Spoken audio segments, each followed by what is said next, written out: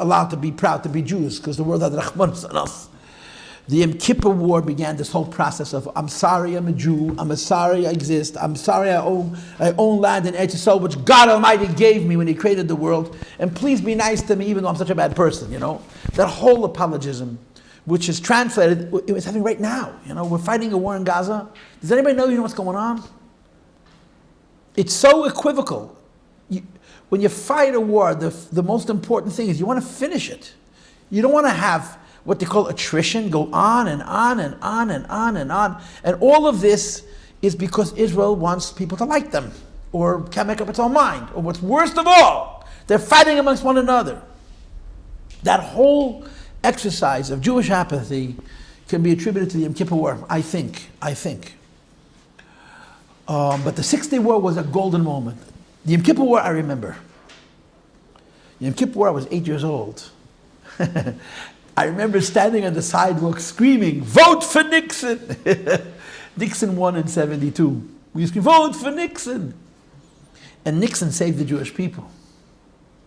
Nixon saved the Jewish people. We had no weapons. Yom Kippur War, we didn't have weapons. We were so concerned that the Goy shouldn't be angry, we didn't have weapons. The Arabs overran Eretz Yisrael. They stopped.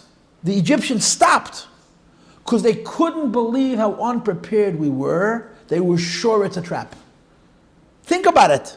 They could have come till Tel Aviv. There was nothing between the Egyptians and Tel Aviv, nothing.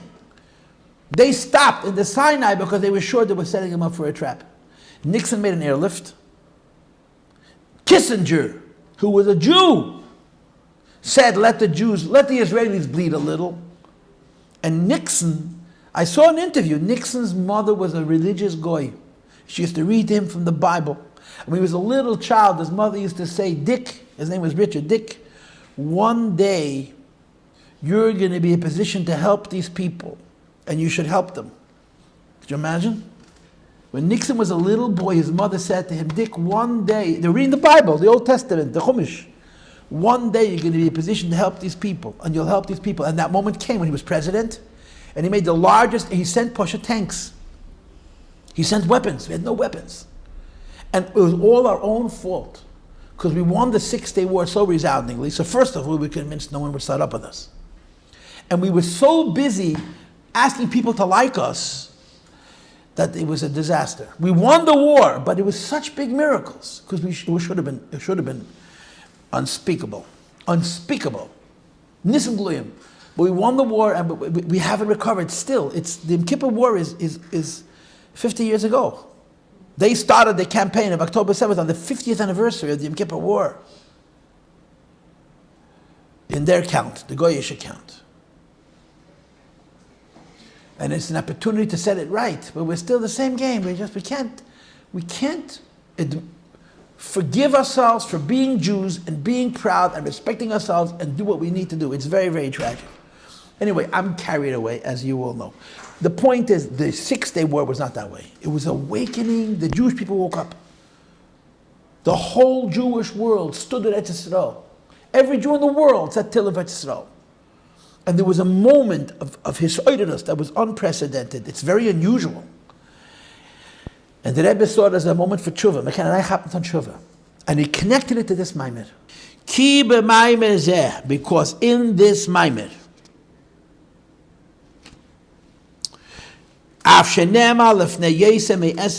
even though we said more than 20 years ago, it has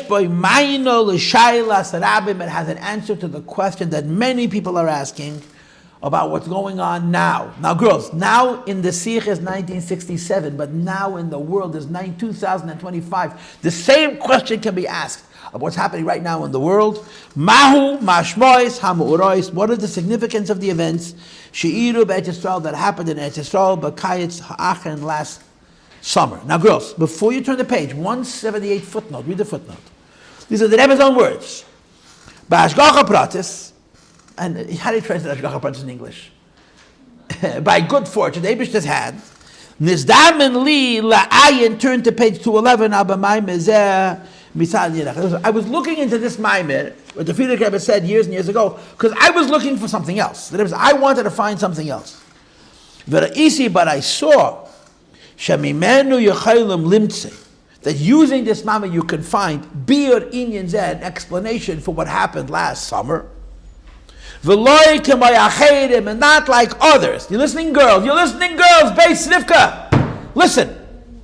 Shekol mashayedim anizarak meha'itain, that everything we know we got in the newspaper. Shekeidim b'chayedim, that you read every day. V'im lai b'iten yemi, if once a day is not enough, if not once a day, so azay ma'ayim b'iten shu, at least once a week. Sheboy boyim ha'anyanim b'biyir yesa, that the weekly papers have more explanation. V'igam zeh masbin, if a daily is not enough and a weekly is not enough, azay ma'ayim b'iten she'etzel er pa'am b'chaydish, you have a monthly. Pam b'chatzi shana, a biannual, and pam b'shana, once a year. Okay, it's a bezeh. U'kaminig ha'ela. Hine kechol sheyesh yes and the yarud yeh. The more paper there is, and the more ink there is, as the aklipa b'tegresh, there's more klipa. And the rebbe says the answers to questions don't come from the papers. The answers to questions comes from the rebbe. And if you want to understand the events in the world, look in the Torah. I've been saying it the whole time, and everyone's walking around talking about anti-Semitism. We should be walking about miracles. How many times did I tell you this already, girls? Since the founding of the Jewish state, which we're not into state, there is an Eretz Yisrael. What has been consistently the most dangerous country to the Jews? Does anybody know the answer to that question? Syria. I want to send you a podcast then. The guy who, Syria, the most dangerous. Syria. Syria disappeared last summer. By itself. We didn't fight a shot. Makeh, Mitzrayim, Bevchereim, Mamish. The Syrian government is very strong. The Syrian government in the last 15 years, are you listening? Killed 1 million Syrians. 1 million. 1 million Syrians. How many times did they kill people like we're accused in the exaggerated numbers of killing people in Gaza? How many? 25 times as many. Ein pizza peo mitzafta. No one says boo. Syria killed 1 million of its own people because there was a civil war. It went on for a long time. And they fought and they fought and they fought and they fought, and the Syrian government defeated them. Last summer, these same people figured out that the Syrian army is very weak. Why is the Syrian army very weak? Because Russia, Iran, Syria, Hezbollah are one big yadachas, and the tools of weapons of war that Syria had were in Lebanon. So the same people who rose up all those years ago, who were killed in the million, rose up again, and the government melted. The army disintegrated. The president ran into Moscow. And Syria became anarchical. So there's a new government. You think they like us better than the old government? Not much. But the situation has changed. We took over parts of Syria. We have the upper hand. It's a nest she'ein kamoisha, girls. But everyone's talking about anti-Semitism. Why? Because our tendency to have gullus mentality, to think out of fear, is so strong. And who's the first mashpia that gives us that gullus mentality? The newspaper. Says the Rebbe, don't read the newspaper, read the Sikha. I'm older than you. I remember 30 years ago. I remember they were talking about miracles, and I didn't forget. And I'm not one of those Lubavitchers who thinks that the message of 30 years ago is old. All the things that Rebbe spoke in Tav Shin Memtes and Tav Shin Memches, it started off Shavuos Memtes. Tav Shin Memtes and Tav Shin Nun and Tav Shin Av, Tav Shin Beis, they're coming to fruition. If Israel would only get out of its own way and act like proud Jews, the miracles would be simpler and easier to see. But we're seeing historic miracles. And nobody sees them. We just say anti-Semitism. There's something wrong with us. And what's wrong with us is that there's a hell of a hesed. If the Rebbe is speaking, we just don't hear his voice. We are seeing miracles today, not yesterday, not 30 years ago, today. Bigger miracles than were. That made a big deal out of the Gulf War. The miracles of the last 2 years are much bigger. Much bigger. But all we see is black. Black! Why? Because we take our information from the newspapers. Here's a Sikha. The Sikha is based on a Maimed. The Maimed was written now. The Maimed is 82 years old. The Sikha is close to 60 years old. But the vibrancy of these words is today. Okay? Let's keep reading. Top of the page now. Okay? Ra'inu b'muchash. We saw clearly, because of the 6-Day War, and mostly the fear before the 6-Day War.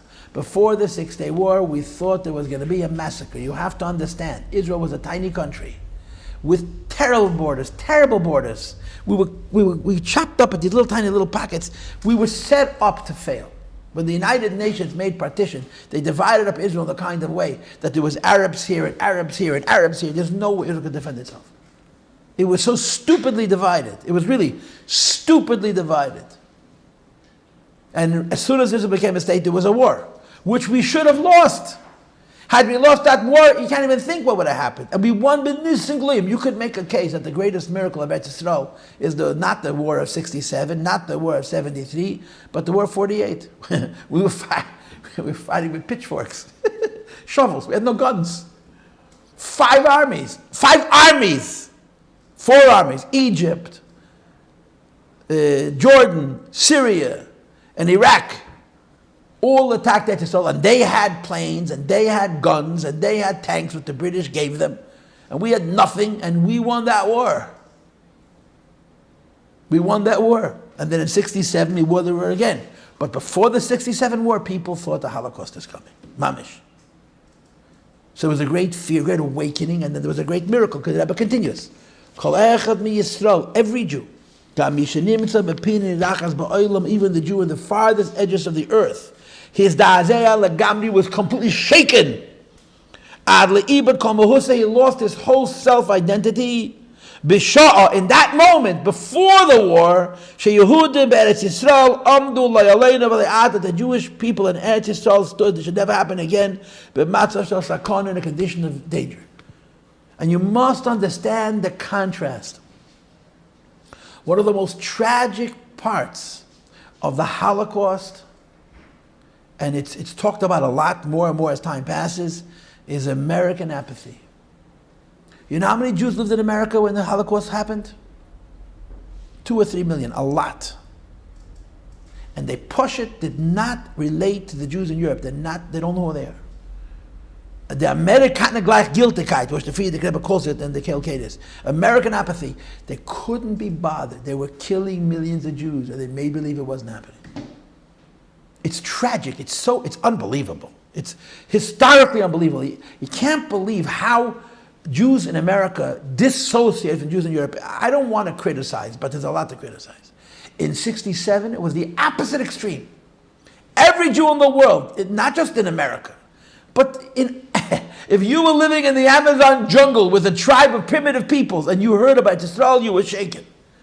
There was such an awakening. There wasn't, Yossi Jacobson had told me that after the 6-Day War, there was a huge spike in divorce amongst intermarried couples. Why?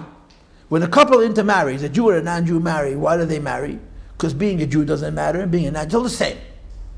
Here, a couple got married and they live in Idaho or in South Dakota or in New Mexico or in, I don't know where, Wyoming.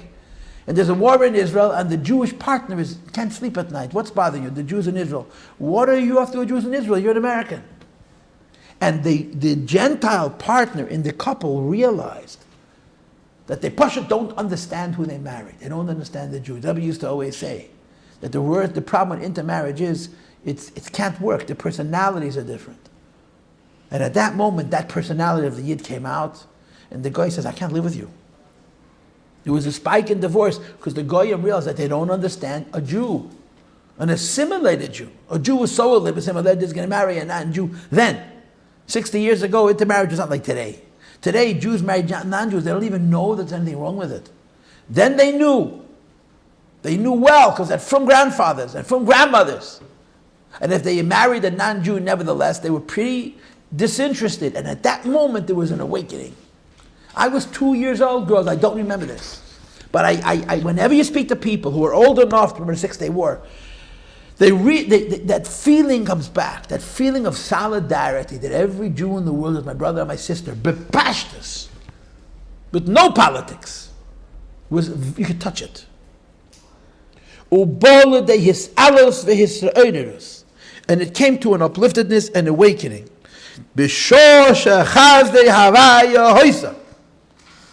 That that in that moment, when there was, with the kindness of HaKadosh Baruch Hu, Hatzalah Nisis LeYehudim be'Eretz Yisrael, a miracle that was supernatural for the Yidden in Eretz Yisrael, just as they ate themselves up before, they rejoiced after. Just like before that war, there was this terror that filled every Jew in the world. When there was the victory, there was a sense of relief and joy and gratitude. Every Yid in the world, it was a special moment. It really was a special moment. The 6-day war, before, during, and after, I argue, again, I don't remember it, but this is how I understand it, is the highest moment of Jewish pride since the Holocaust. Bar none. And the Rebbe continues. Ziyazu azeh. This kind of a shake and this kind of awakening, and girls, listen to the next words. This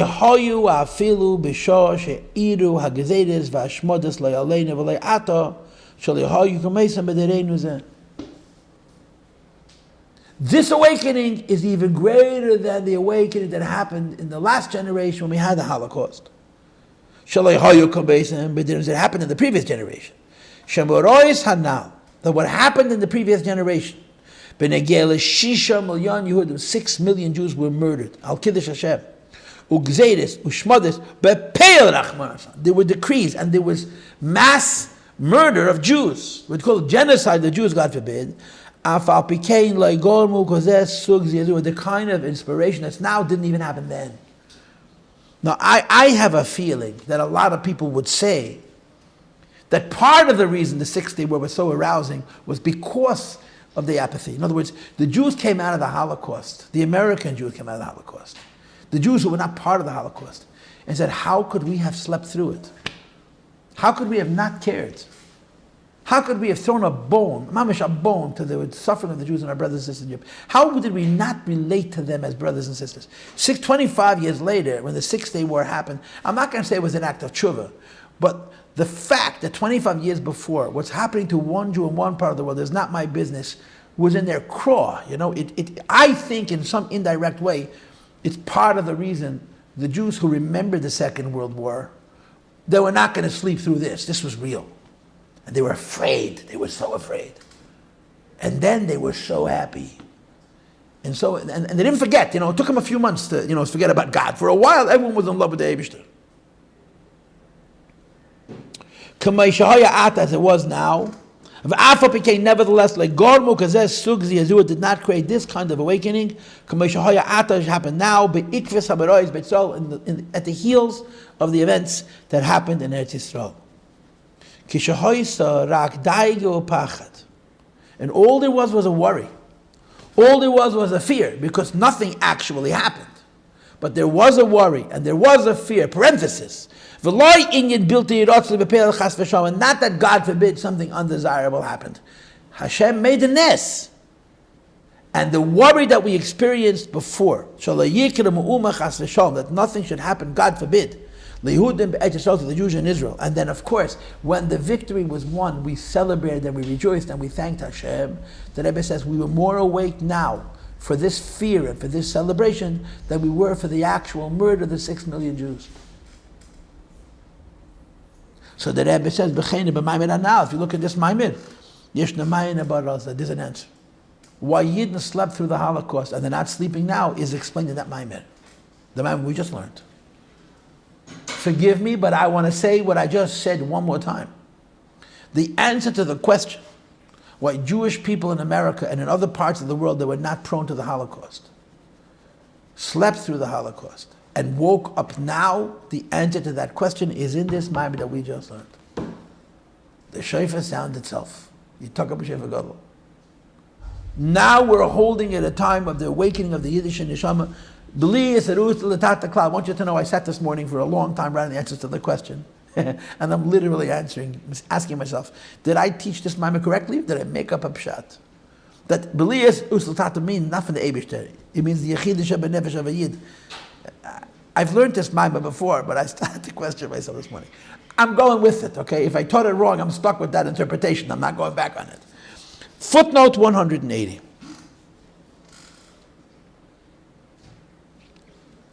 And the Rebbe is talking about the Holocaust. The Rebbe is talking about the Holocaust.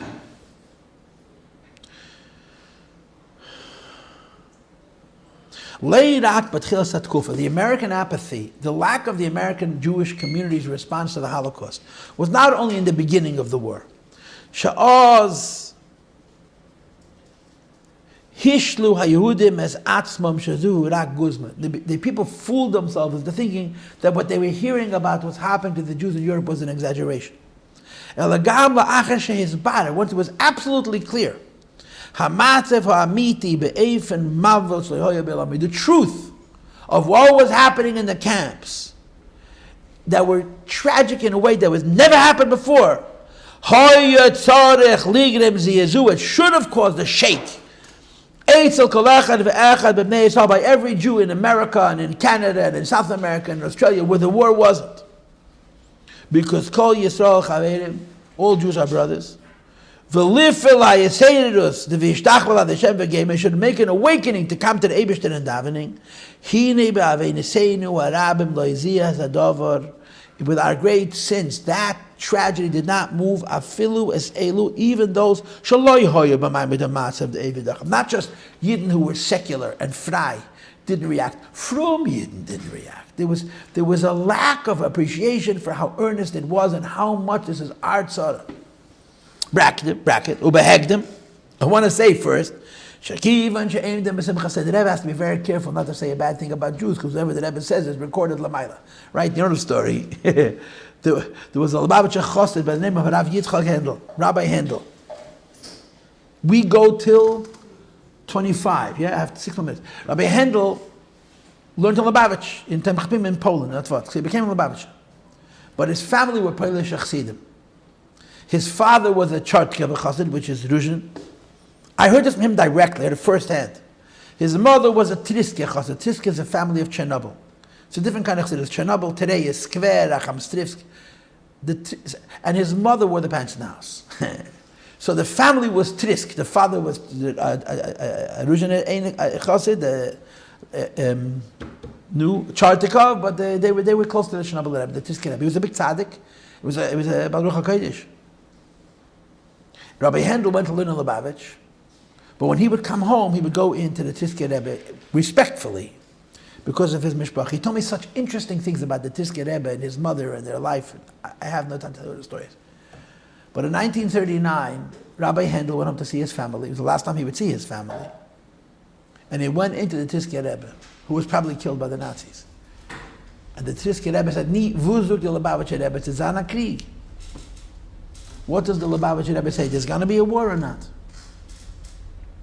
So Rabbi Handel told him that Lubavitcher Rebbe zukt, es ist nicht ein Krieg. The Friedrich Rebbe says, there's not going to be a war. Now the biggest Rebbes in Poland, the Friedrich Rebbe, the Belzer Rebbe, the Gerer Rebbe, the Alexander Rebbe, all the big Rebbes said there wouldn't be a Milchama. And people hold it against them, Adayeh Mazeh. So the Triske Rebbe says to Rabbi Handel, I'm telling you there's going to be a war. And then he says, that it says in Chumash, Noach went into the Teva because the waters of the Mabel pushed him into the Teva. It says in Chumash. So Rashi says, what does it mean? He went into the Teva because of the waters of the Mabel? Maimin ve'enei maimin. Noach was mektana yamuna. Noach had a lack of amuna. He believed in the Mabel. He didn't believe in the Mabel. So he stayed on the outside to see how bad it was going to rain until the waters pushed him into the Teva and he closed the door. So Rashi says that Noach's being pushed into the Teva was because he had a lack of amuna. So the Triske Rebbe getouched azoi. In every generation there's tzaddikim who have a koyach l'mayla. And so long as they say no, there's a possibility that it won't happen.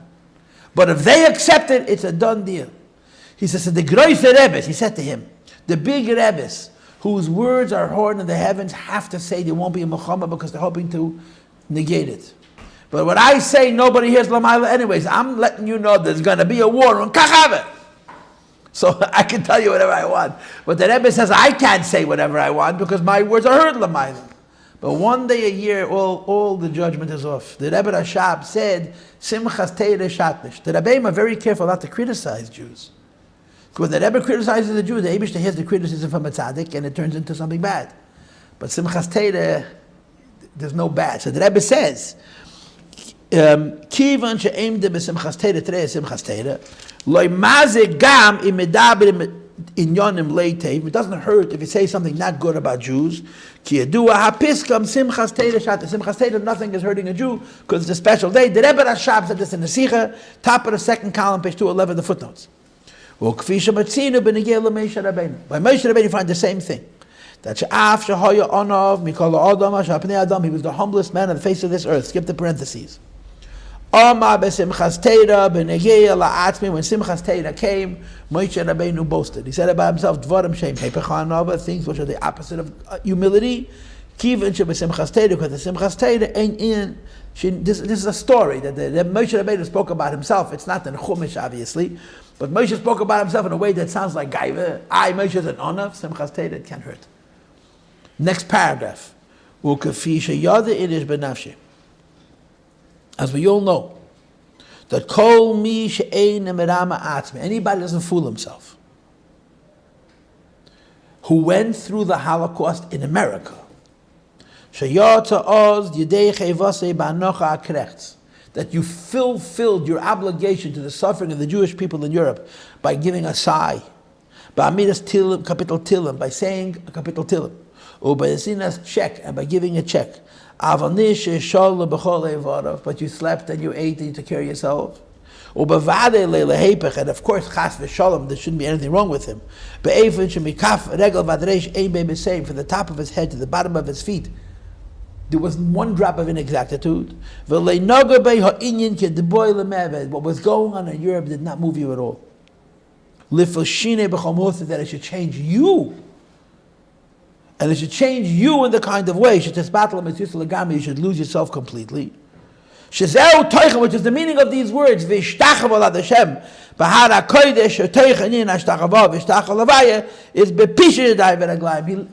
in other words, you were a Jew in America. There was a Holocaust. It should have made you sick. You said a capital tilim. You wrote a check, but you slept fine. Why? Because you know that you slept through it. How come now we didn't sleep through it? That was the Rebbe's question. There was a Yid in America whose name was the Kapishn Rebbe. Rabbi Yeshua Heschel. Okay, 1 minute, I'll let you go. The Kapishn Rebbe came from Austria, Vienna. When the Nazis occupied Vienna, he was still in Austria, and they humiliated him. They wanted to cut off his beard. So he put out his finger and says, "Here, cut my finger, don't cut my beard." They made him street sweep. The Kapishn Rebbe. They made him sweep the streets of Vienna with his beard. He got out of Vienna, he came to the United States. When the Frierdiker Rebbe got her, he was here already, I think. The Kapishn Rebbe saw the Nazis, he knew the Nazis. The Kapishn Rebbe fasted every day of the week, Sunday, Monday, Tuesday, Wednesday, Thursday, Friday. There's a Gemara in Zech Gittin. There was a Tana named Reb Tzadik who fasted every day because he saw the Torah of the Churban happening until there was nothing left of him. The Kapishn Rebbe was the Reb Tzadik of our times. He started to fast. And the Frierdiker Rebbe sent him a message telling him basically, your fasting is correct, but you got to eat because we can't afford to lose you. We need you here. That's called caring about the Holocaust. He fasted every day until the Frierdiker Rebbe didn't let him. He listened to the Frierdiker Rebbe. He stopped fasting. He probably didn't eat much, but he stopped fasting. And the Rebbe said, how could it be that we slept through the Holocaust and the events before, during, and after the 6-day war awakened us so much? Answer, this Maimed. I will see you in a week. Is that why it's like here now?